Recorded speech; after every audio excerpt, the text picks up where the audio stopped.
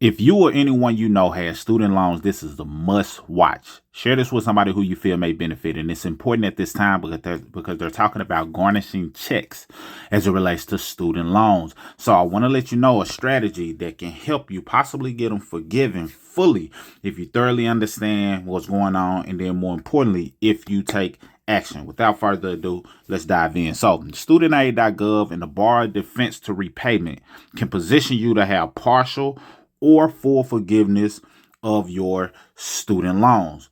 What does that mean? That means that there's a borrower defense program that has the potential to have your loans forgiven if you understand the loopholes that go along with it, which I'll share. And if you stick around to the end, I'll give you a bonus and a big bonus at the very end. So what am I going to cover? I'm going to cover the basics. Number one, what these programs do. Number two, the loopholes, opportunities most people miss. Three, specific scenarios, real ways people can actually get loans wiped. And four, a quick strategic blueprint that, someone should actually do next. So what is next? I'm not going to leave you hanging in that area. I was fortunate enough to not get into student loans. I was able to get a scholarship in terms of my first year of college. And then after that, I dropped out basically and took a break. But I didn't have to go into student loan debt because I had a scholarship, Pell Grant, things of that nature. And even when I went back to school, I did it planning on doing it with my own money. But what happened is I had some teachers that saw something in me and saw that I was able to do great in school. And they told me, hey, you may be able to qualify for these scholarships. And this was years after me being in school. So sometimes you got to just pay attention to what's going on because the money is out there. You just got to know it exists. I applied, got approved, and it's almost like I got paid to go to school.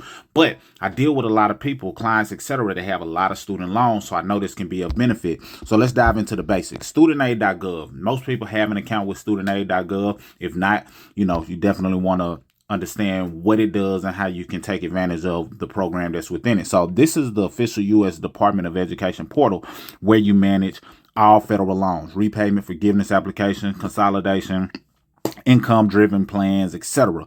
And the key features is they host all the forms for borrower defense repayment.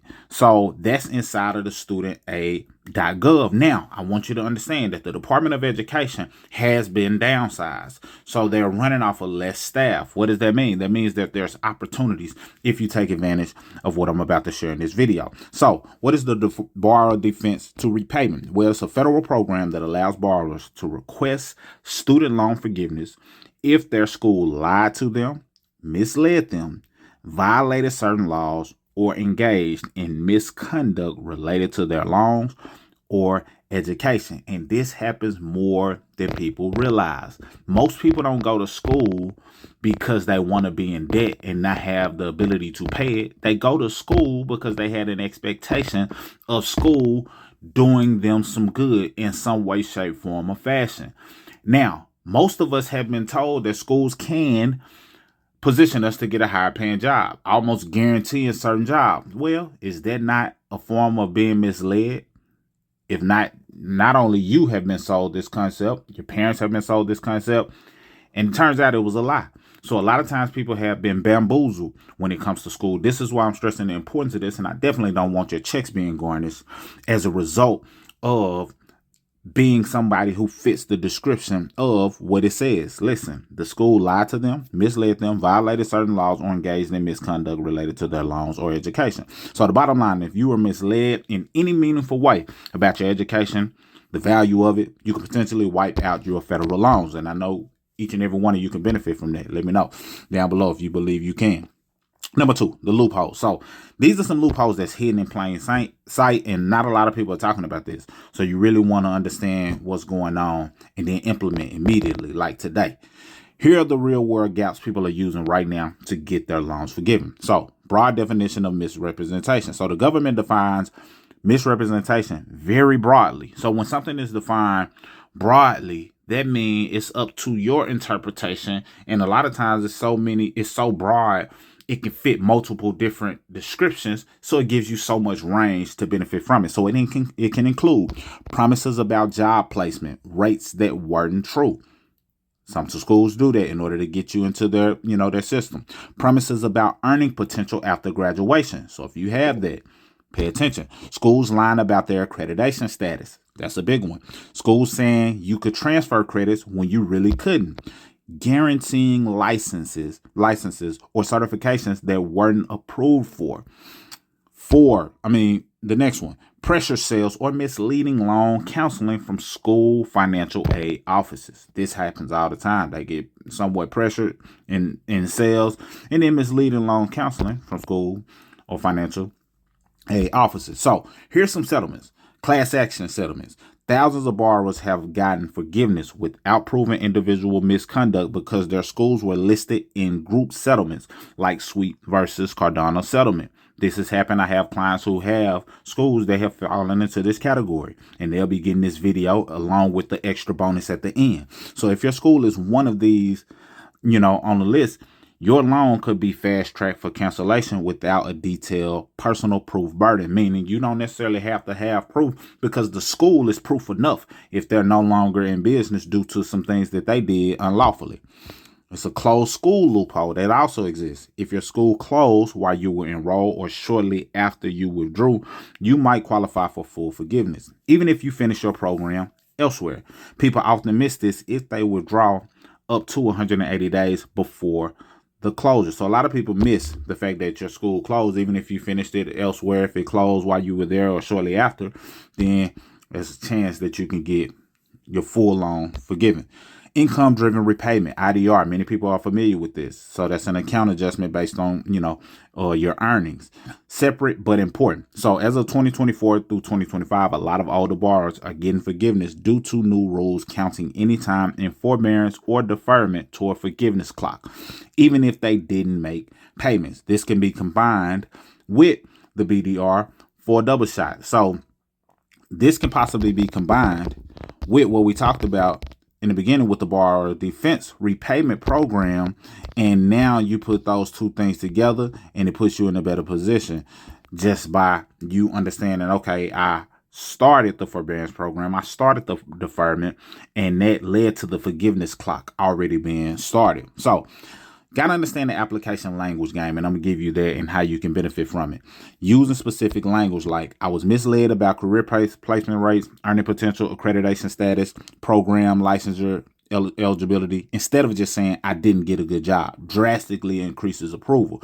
So you want to know the language. That's why what I'm sharing with you is key, because yeah, you can apply, but if you just say I didn't get the job, that's totally different from saying I was misled about the career placement rates. Because in truth be told, you wouldn't have went to school and endured the debt if you knew you were being misled, if you knew you wasn't going to be able to get a job in the field and have the earning potential or have the appropriate accreditation status.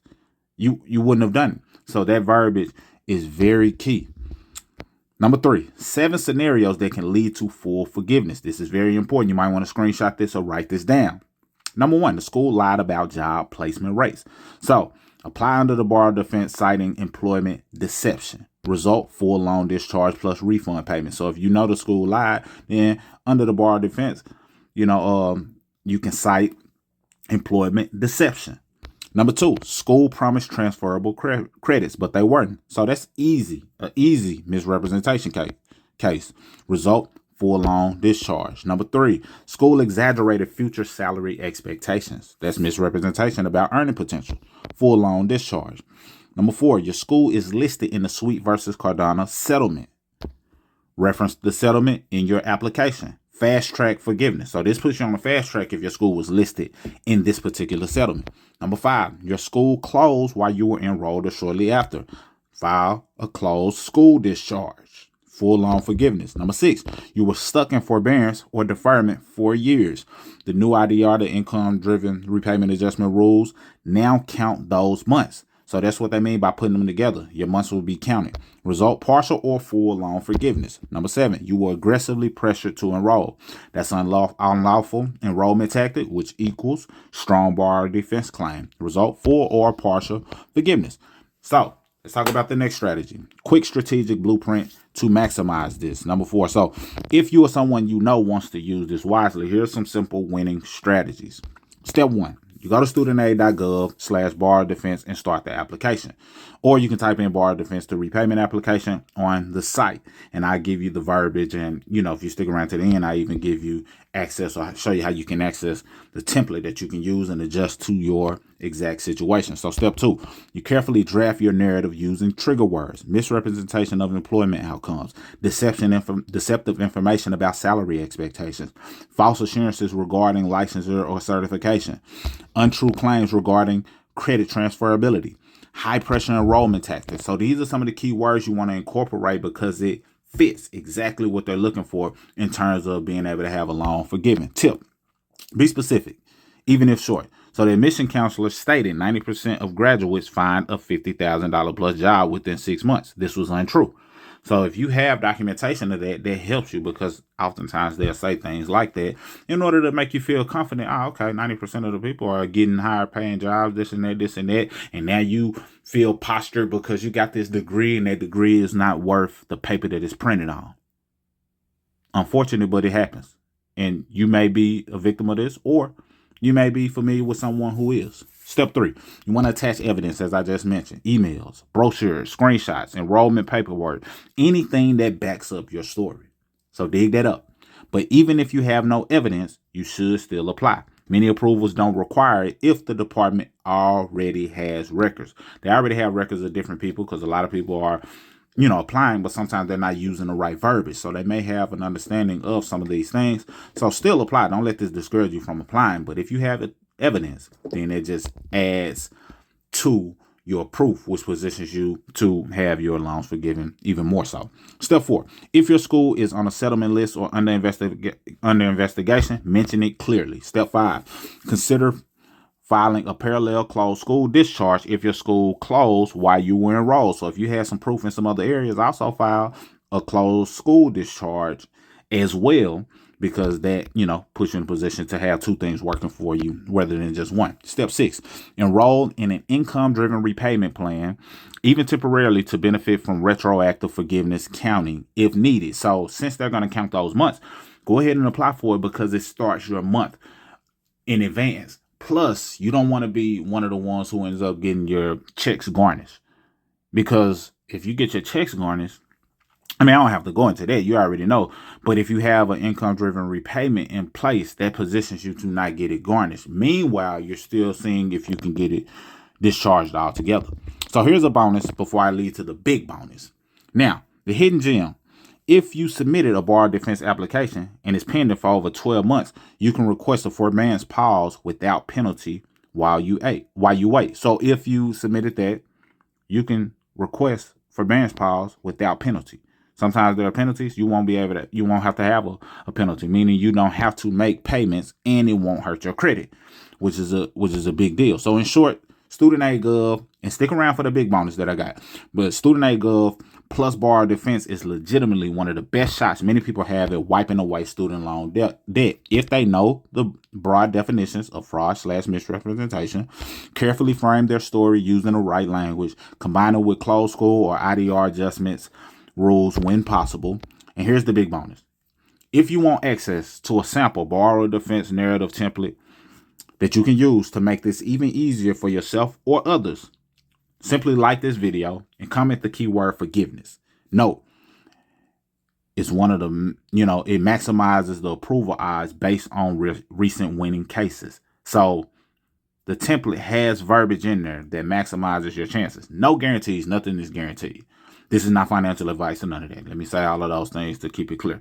However, it puts you in the right direction to at least get some assistance, because the last thing you want is your checks to be garnished. They're supposed to be doing it apparently around May 5th, but you want to be in position now, even if it's past May 5th by the time you're watching this video, so that way you can position yourself to keep your hard-earned money and then hold them accountable for their unlawful behavior. Like this video, comment the keyword forgiveness, and share this video with somebody else who you feel may benefit.